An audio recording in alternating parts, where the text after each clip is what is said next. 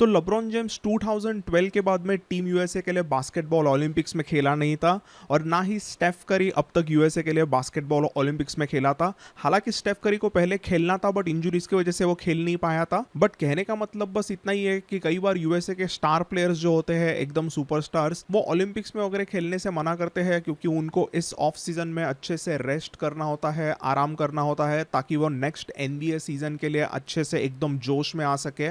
But इस बार 2024 के Paris Olympics में सारे सुपरस्टार्स ने डिसाइड किया कि वो एक साथ खेलेंगे और इसका रीज़न था एक एथलेटिक्स का वर्ल्ड चैंपियन प्लेयर नोआ लाइल्स। तो इस बंदे ने, नोआ लाइल्स ने कुछ ऐसी चीज़ें लास्ट ईयर कह दी थी कि उसके वजह से लेवेंजर्स बनाए गए, यानी कि लेब्रॉन के एवेंजर्स की अमेरिकन टीम बनाई गई। तो एग्जैक्टली उसकी क्या स्टोरी रही, जानिए इस वीडियो में।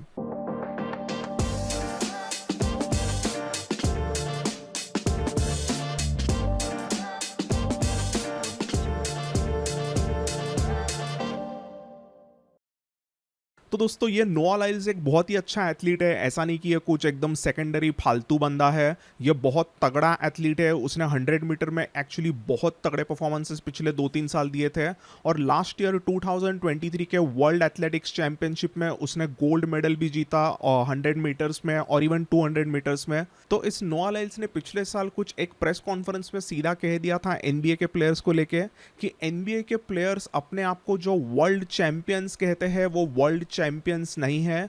और ऐसा उसके कहने का मतलब कुछ और था, बट एनबीए के प्लेयर्स ने इस मतलब को कुछ एकदम ही और तरीके से ले लिया। सो नोआ लाइल्स बस इतना ही कहना चाहता था कि जैसे कि बॉस्टन सेल्टिक्स वगैरह टीम है, उनके अगर आप बैनर्स देखते हो उनके टीडी गार्डन पे वगैरह, तो वो एकदम वर्ल्ड चैंपियन करके लिखा रहता है। बेसबॉल की भी जो फाइनल सीरीज होती है उसमें एकदम वर्ल्ड सीरीज उसे कहते हैं। बेसबॉल की एमएलबी की जो फाइनल्स होती है उसे एकदम वर्ल्ड सीरीज कहा जाता है। Is that I have to watch the NBA finals and they have world champion on their head. World champion of what? The United States? तो बस नोआ लाइल्स का यही कहना है कि जो भी ऐसे सिर्फ अमेरिकन नेशनल लीग्स है उन्हें अपने आप को वर्ल्ड चैंपियंस नहीं कहना चाहिए। तो उसका एक तरीके से कहना अच्छा था, बट यूएस के जो एनबीए प्लेयर्स हैं उनको ऐसा लगा कि वो वर्ल्ड के बेस्ट प्लेयर्स हैं, तो हम अपने आप को ऐसे वर्ल्ड चैंपियंस कह सकते हैं। तो ये बहुत ही फनी किस्सा हुआ और लेब्रॉन ने इनिशिएटिव लिया और सीधा अपने एकदम सुपरस्टार प्लेयर्स को मैसेज वगैरह किए उसने। स्टेफ करी, केविन ड्यूरेंट, डेविन बुकर, सबको ही सेड कि लेट्स जस्ट टीम अप और अगले साल ओलंपिक्स में हम इस 2024 के ओलंपिक्स में अच्छे से पार्टिसिपेट करेंगे और सबको दिखा देंगे कि हम कितने तगड़े टीम है and we are the world champions वगैरह, ऐसा उसका कहना था। तो इसी वजह से इसको लेवेंजर्स कहने लगे। ये लेब्रॉन की एक एवेंजर्स वाली टीम थी, उनको एवेंज करना था जो नोआ लाइल्स ने कहा उसके अगेंस्ट। बट मेरे हिसाब से वैसे कुछ नोआ लाइल्स ने गलत नहीं कहा था। जब फीबा वर्ल्ड कप होता है तब उसमें जो जीतता है उसे ही वर्ल्ड चैंपियन कहा जाएगा। बट बॉस्टन सेल्टिक्स एक वर्ल्ड चैंपियन टीम ऐसे एकदम कह नहीं सकते। डेफिनेटली बॉस्टन सेल्टिक्स की टीम जो है वो जो फीबा वर्ल्ड कप की जो भी चैंपियन टीम है उस जर्मनी को हरा सकते हैं, बट फिर भी द डिस्टिंक्शन इज डिस्टिंक्शन, उसे ऐसे चेंज नहीं कर सकते। तुम एनबीए चैंपियन हो तो तुम एनबीए चैंपियन हो।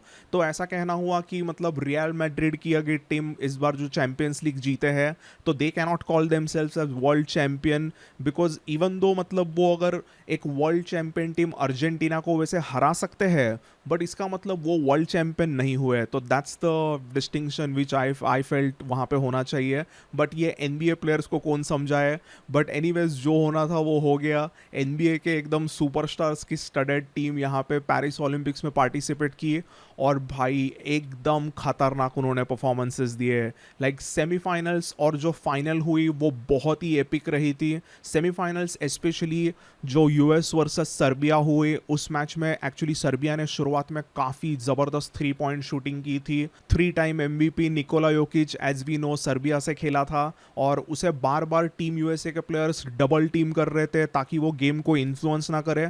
तो निको बराबर अपनी लेजेंडरी पासिंग यहाँ वहाँ पे कर रहा था एंड उसकी वजह से सर्बिया के कई सारे शूटर्स ओपन हुए and they knock down their open jumpers और देखते ही देखते अच्छा खासा 15-16 पॉइंट का उन्होंने लीड ले लिया था।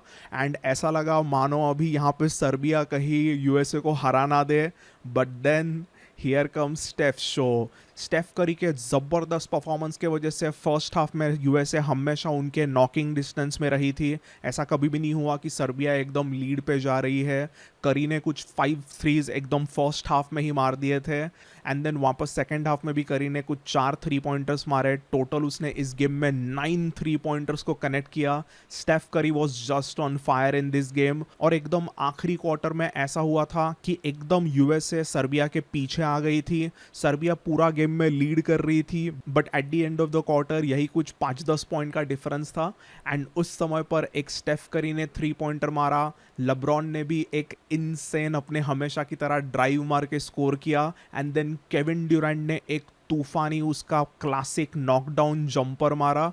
तो Steph Curry, LeBron James and Kevin Durant ये तीनों मतलब एकदम old superstars of the NBA है, तो वो एकदम टीम अप करते हुए हमें नजर आए, एंड उनके वजह से सर्बिया को वो यूएसए ने हरा दिया था। देन दोस्तों वैसे ही फिर फाइनल में यूएसए वर्सेस फ्रांस भी बहुत ही ज़बरदस्त मैच हुई। शुरुआत से गेम वैसे टाइट रहा था, थोड़ा बहुत लीड यूएसए को आया ज़रूर था, बट ऐसा नहीं था कि वो बहुत बड़ा लीड ले पा रहे थे। France was coming back into the game again and again। वो एकदम हमेशा 4-5 पॉइंट से ही पीछे रहे थे until third and fourth quarter के एंड में, एंड फोर्थ क्वार्टर के एंड में again there was Steph Curry show. Curry ने कुछ इनसेन 3 पॉइंटर्स मारे वहाँ पर। LeBron was just passing it to him, Kevin Durant was passing it to him. सबको पता था कि स्टेफ करी अभी अलग लेवल पर पागल हो चुका है, तो let's just pass it on. तो ये उसका हीट चेक मोमेंट आ गया था। तो Steph Curry was just knocking down the shots, and या लाइक यूएसए ने फिर वहाँ पे फ्रांस को हरा दिया, and they won the gold. तो again coming back to Noah Lyles, तो नोआ लाइल्स ने वो कहा तो था, as I said before as well, कि उसके कमेंट्स वैसे अच्छे ही है, इतने कुछ उसके रॉन्ग नहीं थे कमेंट, बट ये एनबीए प्लेयर्स को थोड़ा सा उसको रॉन्ग लगा था उसकी comments. So that's the story of नोआ लाइल्स एंड टीम यूएसए लेवेंजर्स। तो उन्होंने अभी इस तरीके से गोल्ड मेडल जीत चुके हैं, बट जो भी हो they are right now, USA right now is Olympic champion. अभी भी वो अपने आप को ऐसे एकदम वर्ल्ड चैम्पियन नहीं कह सकते अनटिल एंड अनलेस वो 2027 का फीबा वर्ल्ड कप जीतते हैं। तो जो भी वर्ल्ड कप जीतेगा वही होंगे वर्ल्ड चैम्पियंस। फिर कितने भी ये एनबीए सुपरस्टार्स को गुस्सा आए या ना आए, ऐसा मेरा ओपिनियन है। आपको क्या लगता है, क्या नोआ लाइल्स सही कह रहा था, क्या मेरी भी ओपिनियन उसके रिलेटेड सही है? ये let me know in the comments. So thanks for watching this video guys, I will see you all in the next one, bye.